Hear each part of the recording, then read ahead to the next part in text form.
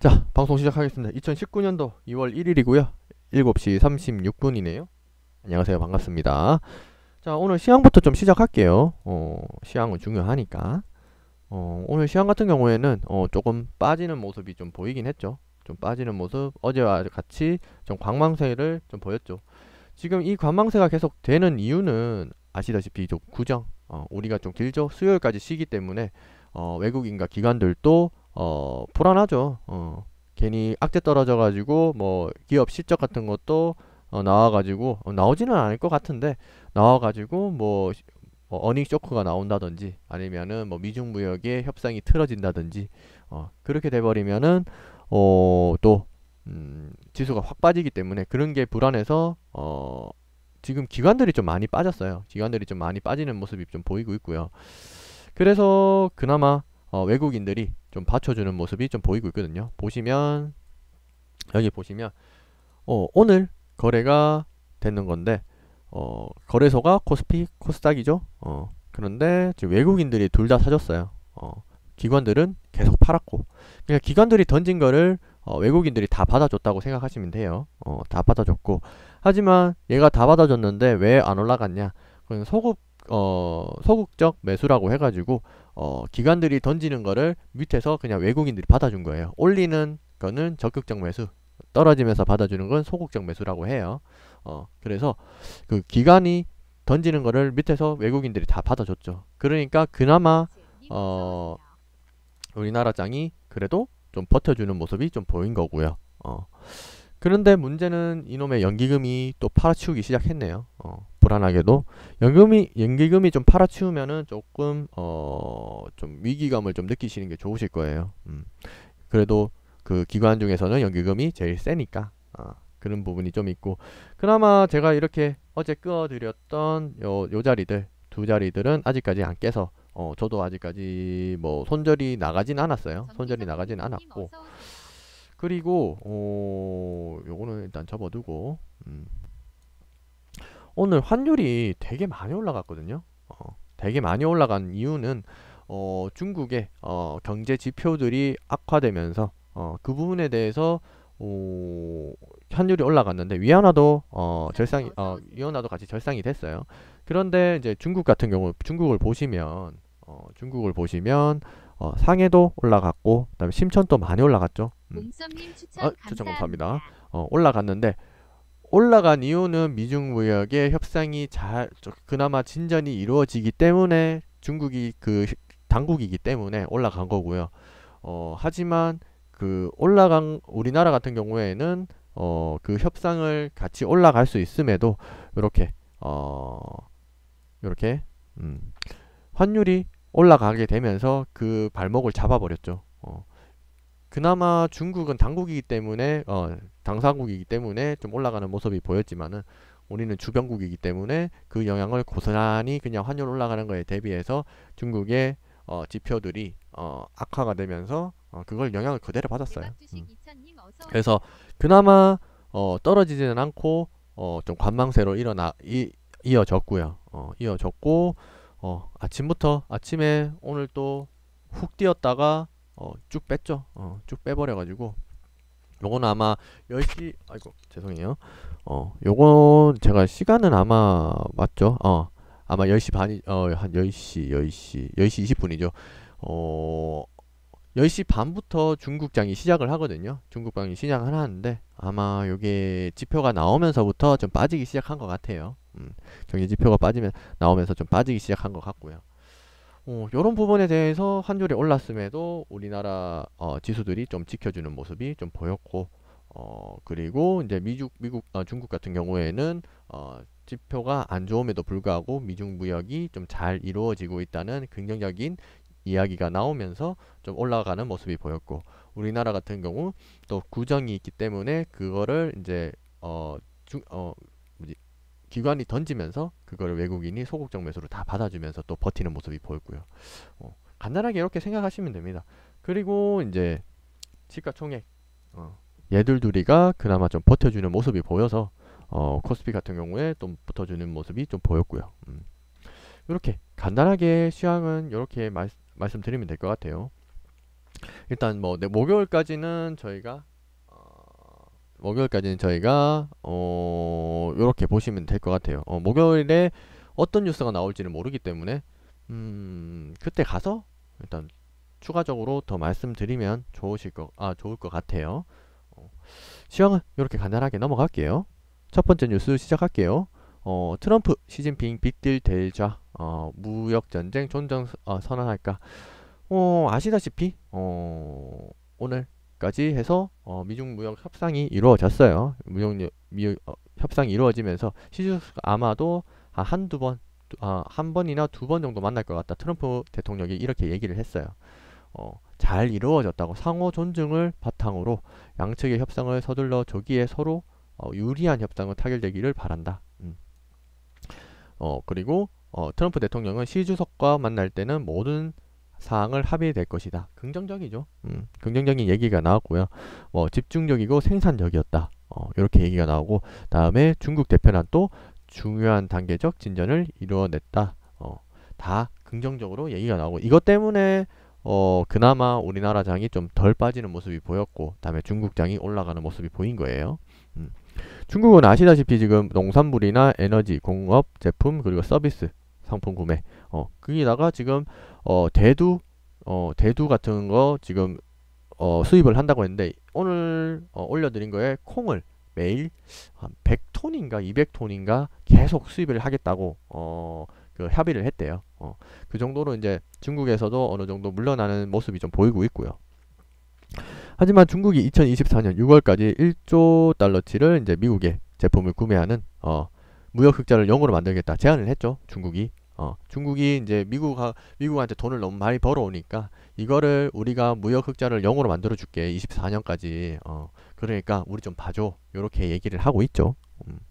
그래서 이제 그런데 문제는 이제 지식재산권 보호나 이제 시장 개방 확대 요런 부분에 대해서는 조금 뭐 진전이 있어 보이지만 좀 물러서지 않으려고 하는 모습이 보이고 있어야지.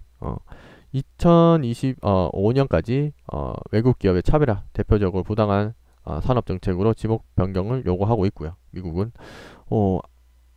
계속 말씀드리지만은 중국은 첫 번째 지식재산권, 두 번째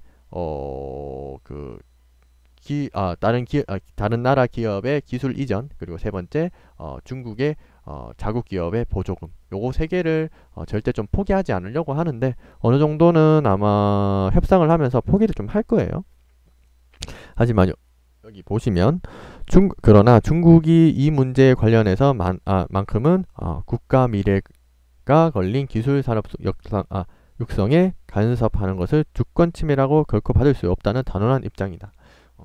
그러니까 요 문제에 대해서는 중국도 어느 정도 더 이상은 좀 물러서지 않으려고 하니까 다른 부분 말고 요 세 부분 빼고는 협상이 잘 이루어졌는 것 같아요. 뭐 제가 어제도 말씀드렸던 것처럼 똑같은 내용이죠. 제가 어제 말씀드린 것처럼 똑같아요. 이렇게 3월 1일까지는 아마 트럼프와 시진핑 주석이 한 번에서 한 두 번 정도는 만나서 협상을 더 이루어 나갈 것 같아요. 긍정적이죠. 일단은 긍정적이기 때문에 구정이 끝나고 장이 움직이는 걸 다시 봐야 되겠지만, 지금 현재로서는 지속적으로 우리나라 장이 좀 올라가지 않을까라는 생각이 들고, 하지만 제일 문제가 요거죠. 어디찡 환율 차트가 문제죠. 얘가 지금 올라가게 돼버리면은 환율이 올라가면은 외국인이 사고 있죠. 지금 오늘 이렇게 많이 올라갔음에도 외국인이 많이 사줬어요. 많이 사줬는데 여기서 더 올라가게 돼버리면은 외국인이 환차 손에 의해 가지고, 그러니까 외국인 또 우리나라 주식을 살 때 달러를 원화로 바꿔서 주식을 사요. 그럼 나갈 때도 원화를 달러로 바꿔가지고 나가겠죠. 그러면은 이게 환율이 올라가 버리게 되면은 원화에서 달러로 바꿀 때 환차손이 생기죠. 그렇기 때문에 그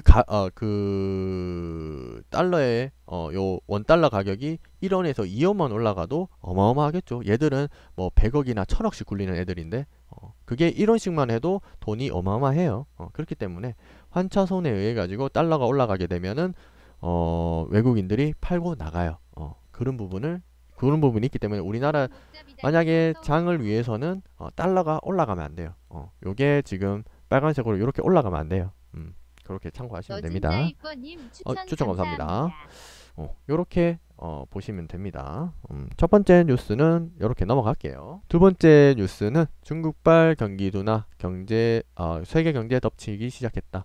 아까 말씀드렸듯이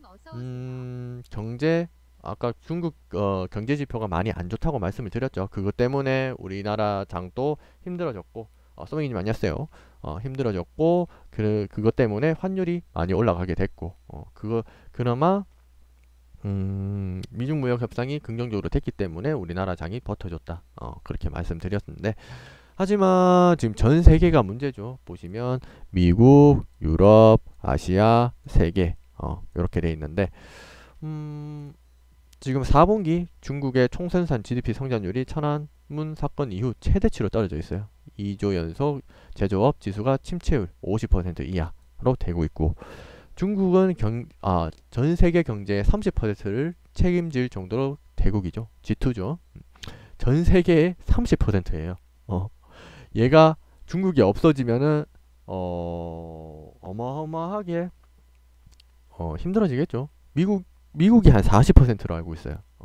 그러면은 중국하고 미국 없어지면은 우리는 못 먹고 살아요.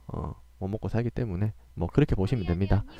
그리고 이제 미국 같은 경우에는 미국 기업들은 연일 중국 수요가 둔화되면서 실적이 악화됐죠. 애플 지금 페이스북하고 아마존은 실적이 좋게 나왔고요. 애플하고 애플하고 구글인지 모르겠어요. 애플은 실적이 아주 많이 둔화가 됐죠. 그런 부분이 있어가지고 애플은 거의 중국에 치중이 돼 있다 보시면 돼요. 애플 같은 경우에 스마트폰이 70%예요. 그 70%인데 70%를 매출의 70%를 가지고 있는데 그게 거의 중국 쪽으로 돼 있기 때문에 실적 악화가 어쩔 수 없겠죠. 그리고 팀쿡이 잘못했죠. 아주 200만 원이면은 애플바들은 산다 했는데 안 사죠. 안 사죠. 뭐 그런 것 때문에도 있고요. 그리고 이제 유럽도 예외는 아니다. 독일 자동차 업체들이 직격탄을 맞고 있다. 요게 추천 감사합니다. 전번에도 말씀드렸듯이 독일의 자동차 업체의 직격탄을 맞고 있는 이유는 미국이 전 세계를 상대로 25%에서 40% 정도의 자동차 관세를 매겨버렸죠. 중국 때문에. 그러면서 이제 뭐 독일의 벤츠나 뭐 BMW, 폭스바겐들이 아주 타격을 많이 입죠. 거기다가 중국의 경기 둔화가 되면서 수요도 많이 줄어버리게 되죠. 그런 것 때문에 이제 독일 같은 경우에 많이 힘들어지고 있죠. 보시면 중국 수요 둔화로 독일 자동차 업계는 타격을 받을 수밖에 없다. 이렇게 하죠. 그리고 브렉시트, 다음에 프랑스의 프렉시트, 그리고 다음에 독일의 덱시트까지 지금 아마 지금 EU도 지금 만만치 않게 시끄러워요. 만만치 않게 시끄럽고요. 그리고 아시아 가장 큰 충격 중국의 경기 둔화 아시아 시련을 안겨주고 있고요. 아시다시피 우리나라도 중간재 그리고 그다음에 원자재 그거를 수출을 제일 많이 해요. 중국에. 근데 요게 타격을 많이 받았죠. 완성체를 중국에서 만들고 있는데 그게 경기 둔화가 되면서 줄어들게 되고 그만큼의 우리나라에도 타격을 입게 되죠. 그런 부분 때문에 뭐 아시아 각국에 직접적인 타격을 입고 있고요. 특히 반도체 분야 같은 경우에는 지금 가격 하락도 문제긴 한데 가격 하락보다는 지금 수요가 둔화가 되고 경기가 둔화가 되면서 그만큼의 이때까지 만들어 놓은 물량을 소화해내지 못하면서 그 소화해내는 시간이 걸리고 있어요. 그런 부분 때문에 반도체 분야가 좀 타격을 입는 것으로 보이고 있고요. 특히 애플 부품에 공급하는 일본 니덱도 중국 수요 둔화에 수익 전망이 하향되는 것으로 보이고 있고, 그렇게 보시면 됩니다. 그리고 추가적으로는 여행 그리고 교육까지. 여행은 아시다시피 우리나라도 이제 사드 때문에 중국이 코리아 패싱을 했죠. 중국이 코리아 패싱을 했는데 그나마 지금은 많이 들어오고 있어요. 지금 요커들이 많이 들어오고 있고, 다음에 면세점도, 근데 면세점 같은 경우에는 중소형보다는 롯데 면세점이나 신라 면세점 요 두 곳밖에 안 가요. 거의. 특히 롯데가 제일 많이 간다고 하더라고요. 그런 부분도 좀 있고, 관광 분야나 뭐 다음에 교육 분야 같은 경우에는 호주에 되게 중국 사람들이 영어를 배우려고 유학을 많이 가는데 그 부분에서도 지금 실적이 악화될 정도로 안 온대요. 안 온대. 그러니까 뭐 기사를 보니까 중국에 이번에 춘절이 있는데 그 춘절 동안에 원래 해외여행을 가는 사람들도 경기 둔화가 되면서 해외여행을 안 간대요. 안 가고 집에서 쉴 거라고 하는 사람들이 되게 많아졌다고 하더라고요. 그런 부분에 대해서도 여행이나 교육이나 뭐 모든 분야에 대해서 중국이 이렇게 경기 둔화가 돼버리면 전 세계가 힘들어져요. 힘들어지기 때문에 빨리 미중 무역이 타결이 되고 협상이 되고 풀리게 되면은 우리나라 장에 먼저 훈풍이 불 거고, 훈풍이 불면은 아마 반도체와 IT와 IT부터 올라가기 시작할 거예요. 이렇게 보시면 될 것 같습니다. 이렇게 간단하게 두 번째 뉴스 넘어갈게요. 세 번째 뉴스는 다들 관심이 많으시는 조선입니다. 조선인데 조선 시끄럽죠. 오늘 또 좀 시끄러운 게 많은데 일단 기사 먼저 말씀드리고 현대중공업과 다음에 대우조선해양에 대해서 조금 더 자세하게 말씀을 드릴게요. 지금 빅3인데 아마 이제 빅2가 되겠죠. 빅2가 되는데 호판 가격 같은 경우에는 철강의 두께가 여기 6mm 이상 되는 거를 호판이라고 해요. 호판은 뭐 아시다시피 여기 자체 그 배를 만들 때 만드는 철강이죠. 철강인데 이게 철강 업계에서도 계속 조선에 훈풍이 부니까 이때까지 낮춰졌던 가격을 올리겠다는 거죠. 거기다가 철강 추천 감사합니다. 쿠쿠님 오랜만에 오셨네. 그런 부분에다가 지금 철강석 가격이 좀 많이 올라갔어요. 그 부분에 대해서도 지금 가격 인상이 불가피하다. 여기 보시죠. 호판 공급 철강 업체는 워낙 단호하기 때문에 이제 인상 가격이 불가피할 것으로 전망이 되고 있다. 요게 철강석 가격이 올라가서 그런 경우도 있고, 그다음에 조선에 훈풍이 불면서 그래도 좀 돈을 이때까지 좀 낮게 받았는데 이제 높게 받아도 되겠죠. 높게 받아야 되는데 이게 오히려 부담으로 작용을 하겠죠.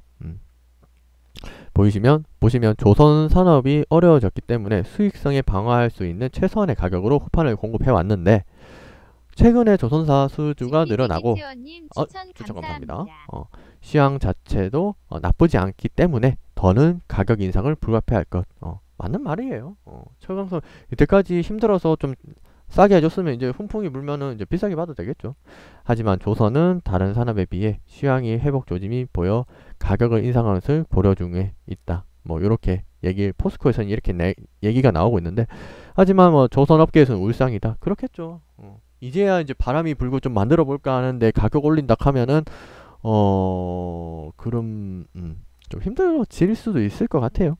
근데 뭐 조선업계나 철강업계에서도 틀린 말은 아니기 때문에 이거는 뭐 둘이서 뭐 조율을 하는 부분인데, 조선업계에서는 수주 실적이 경영 실적에 반영되는데 쉽게 시간이 오래 걸리는데 단순 수주는 실적만 보고 가격 인상을 어려워질 수밖에 없을 것이다. 저번에 옛날에 제가 말씀드린 적 있죠. 조선에서 배를 만들 때는 수주를 받는 것에 기대감으로 주가는 올라가는데 그거의 실적이 나오려고 하면은 배를 만들어 가지고 팔아야지 그게 실적으로 올라가요.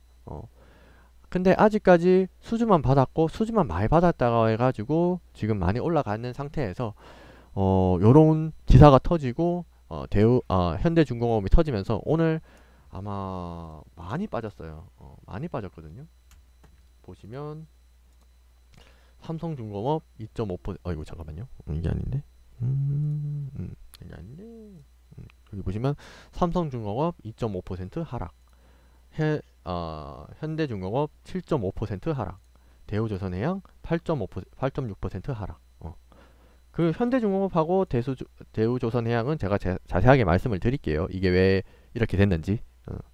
어쨌든 이 얘들 둘이는 그렇다 치고 얘까지 같이 내려왔죠.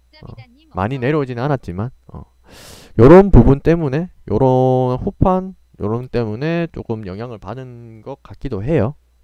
거기다가 이제 요 두 놈의 현대중공업과 대우조선해양의 영향으로 조금 빠진 것 같은 느낌도 들고요. 그래서 이제 작년 상반기에 1톤당 5만원 하던 게 추가로 5만원 더 인상이 되면 두 배, 100% 올랐네요. 그래서 이제 3천억대 달하는 걸로 추산이 된다. 조선업계는 이제 최근 수주가 과거에 비해 나아지긴 했지만 호황기에 비교하면 아직까지 힘든 건 사실이다. 뭐 이렇게 얘기가 나오고 있어요. 그러니까 조선 전체에 비해서 조선 전체에 이제 뭐 좀 악영향을 미칠 수도 있는 부분이어서 일단은 기사를 갖고 왔고요. 추가적으로 이제 현대중공업과 대우조선해양을 좀 말씀드리면 첫 번째는 현대중공업이 대우조선해양을 인수를 하면서 유상증자를 할 거래요. 유상증자를 할 거기 때문에 일단은 당연히 유상증자 시작하면은 떨어지겠죠. 떨어지는데 대우조선해양에서도 문제는 현대중공업에서 인수를 해버리게 되면은 구조조정이 들어가겠죠. 구조조정이 들어가면은 하루아침에 대우조선해양에 있던 사람들이 다 실직이 되겠죠. 그런 부분도 있고 거기다가 대우조선해양 같은 경우에는 거의 한 10조 원인가 15조 원인가 정부 예산이 들어가서 살려놨죠. 그 부분에 대해서도 아마 현대중공업에서 뭐 어떻게 진행을 할 것인지에 대해서도 아직까지 명확하게 나와 있는 게 아니고요. 그리고 추가적으로 지금 구조가 대우조선해양이 그러니까 기업은행이 대우조선해양의 지분을 좀 갖고 있어요. 갖고 있는데 요 부분에 대해서도 되게 얽혀 있거든요. 지금 뭐 현대중공업이 다시 뭐 대금을 치르고 이런 부분에 대해서 그런데 아직까지 현대중공업과 기업은행의 완전한 타결이 이루어진 것도 아니에요. 지금 오늘 리포터 나왔길래 제가 자세하게 한번 읽어봤거든요. 그런 부분도 있고요. 그래서 첫 번째 악재는 뭐 유상증자부터 시작하니까 뭐 바로 주가 빠지죠. 주가 빠지는 건 당연한 거고요. 대우조선해양에서도 오히려 삼성중공업 입장에서는 나쁘진 않아요. 왜냐면은 지금 빅3인데 빅2로 줄어들게 되고 그러면은 이 줄어든 만큼 좀 더 많이 나눠 가질 수 있겠죠. 더 나눠 가질 수 있기 때문에 그런 부분도 있고요. 삼성중공업 입장에서는 그런 부분이 있기 때문에 지금 이거는 좀 지켜봐야 되겠지만은 아마 조정이 더 들어올 거예요. 제가 볼 때는 조선주들 좀 많이 올라갔죠. 아이고 또 날렸네. 아이고 안중에 하고 많이 올라갔죠. 많이 올라갔기 때문에 너무 급하게 올라갔어요. 제가 볼 땐 너무 급하게 올라갔고 조정이 좀 들어올 때 됐어요. 조정이 들어올 때 됐고 요것도 아마 좀 더 조정이 들어오지 않을까라는 생각이 드네요. 자, 요렇게 간단한 것처럼 보이지만 간단하지 않는 세 가지 뉴스 마무리하겠습니다. 다들 수고들 하셨고요. 내일 7시에 뵙겠습니다. 식사하십시오. 저도 밥을 안 먹어서 밥을 먹으러 가야 되겠네요. 수고하셨습니다. 내일 뵙겠습니다. 감사합니다.